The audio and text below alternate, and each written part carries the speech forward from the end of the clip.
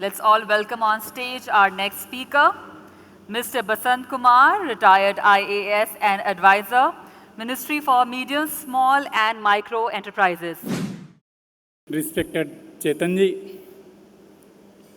और health field से या मेडिकल फील्ड से आए हुए डिग्निटरीज, पहले तो मैं I will heads up to organisers, क्योंकि यहाँ पे दरअसल मुख्य अतिथि के रूप में भारत के एमएसएमई मिनिस्टर श्री कलराज मिश्रा आने वाले थे, लेकिन मुझे कल 11 बजे पता लगा कि उनके भाई की डेथ हो गई, वो नहीं आ रहे हैं।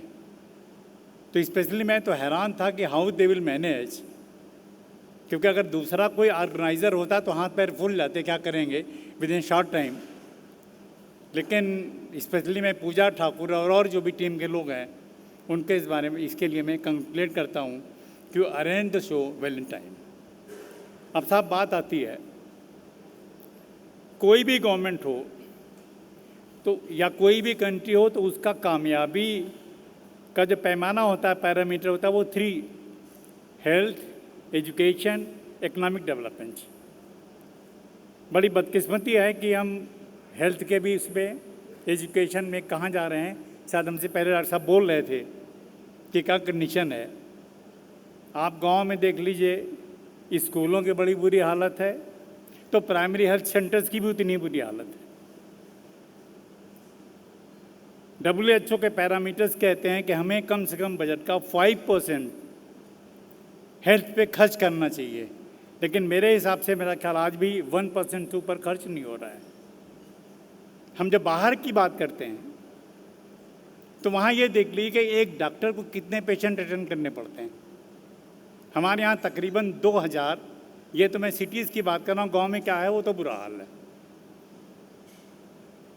हमारे कुछ डॉक्टर्स बाहर थे तो वहाँ पर जो उनका सक्सेस रेट था वो दैट वाज मोर देन 90%, लेकिन जब वो इंडिया में आए तो उनका सक्सेस रेट सेम डॉक्टर वो काफ़ी गिर गया, क्योंकि we don't have the infrastructure for the doctors.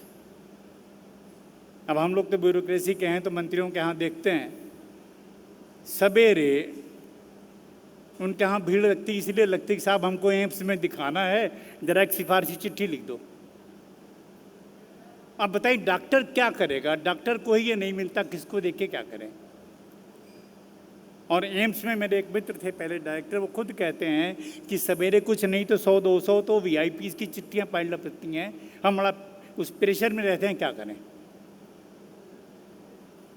अगर हमारी प्राइमरी हेल्थ गाँव में ठीक होती, रूरल में ठीक होती, तो इतना बर्डन नहीं पड़ता। आप कभी एम्स से निकल जाइए, आप देख लेंगे सड़क के किनारे लोग पड़े हुए हैं, 6-6 साल 6-6 महीने से पड़े हुए हैं। तो डॉक्टर्स को जब तक इंफ्रास्ट्रक्चर नहीं मिलेगा, फैसिलिटीज़ नहीं मिलेंगी, तो कहाँ से होगा। वी टॉक अबाउट इट, ठीक है आप ये करिए वो करिए, लेकिन डॉक्टर्स को चाहिए। जब हम लोग सिविल सर्विस की तैयारी कर रहे थे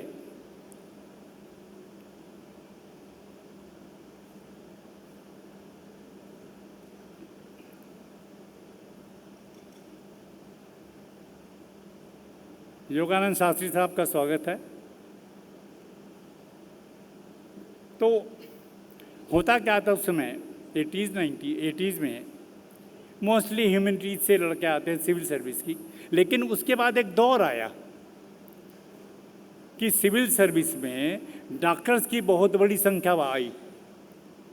अब ये प्रश्न उठता है कि जो डॉक्टर मेडिकल सेवा के लिए वो सिविल सर्विस में क्यों जा रहा है। क्योंकि अगर आप डॉक्टर्स को पूरी फैसिलिटी दीजिए, उनको सारी सुविधाएं दीजिए, तो ऐसी कोई बात नहीं है कि डॉक्टर छोड़ के सिविल सर्विस में और सर्विस में जाएगा। ये समस्या, इस पर डिबेट भी हुई, that debate I don't want to start today, कि क्यों जाते हैं। कोई भी IAS SDMO गाँव में जाने से कतराता नहीं है, लेकिन एक डॉक्टर कतराता है, उसके लिए होते भाई कंपलसरी को व्हाट एवर यू डू। क्योंकि अगर उनको आप फैसिलिटीज़ पूरी दीजिए, वहाँ भी उनको सुविधा मिले, तो ऐसी कोई दिक्कत नहीं है। समटाइम जैसे कि नहीं निज़ाम पहले ये जब होता पास आउट होकर आते हैं तो compel then they should serve in the villages. तो ये बहुत बड़ा एक सब्जेक्ट है कि जो हमारी सुविधाएं वो डॉक्टर्स को बेसिक सुविधाएं दी जाएं। और एक और बात आती, वो चाहे एजुकेशन हो या हेल्थ, दोनों पे, about the private sector and the government sector. Government स्कूलों की तो हालत ख़राब होता, आप जानते हैं। इवन गवर्नमेंट स्कूल में पढ़ाने वाला टीचर ना, वो अपने बच्चे को नहीं भेजना चाहता। सरकारी अस्पतालों की हालत सब जानते हैं, उसमें कुछ कहने की बात नहीं है। तो जो प्राइवेट सेक्टर है, and you should be heads, आपके आप लोगों ने ये संभाल रखा है without any support from the government.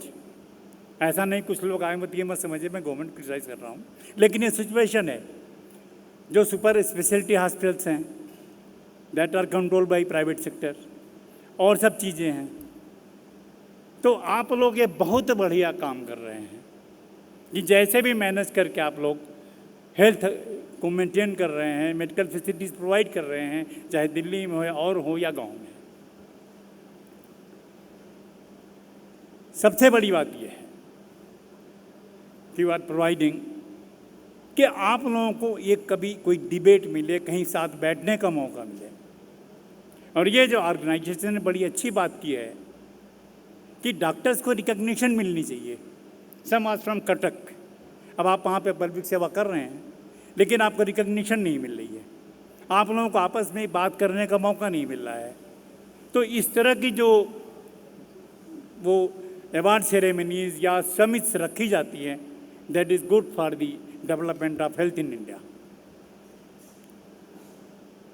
तो इन्हीं शब्दों के साथ मैं ऑर्गेनाइजर्स को ये कहूँगा कि आप इसको और फ्रिक्वेंटली रखें, जिससे जो हमारे रिमोट में दूर दूर के डॉक्टर्स हैं आपस में दे कैन कम्युनिकेट, और ये अवेयरनेस लोगों में बढ़े, लोगों ने यहाँ पे सुना, जिससे कि हमारी हेल्थ प्रॉब्लम अच्छी हो सके। धन्यवाद। We now welcome Mr. Basant Kumar, retired IAS and advisor, Ministry for Small, Medium and Micro Enterprises. A very warm welcome to you, sir. Can we all please welcome our esteemed dignitaries? नमस्ते sir, कैसा लग रहा है आपको आज के समारोह का हिस्सा बनकर?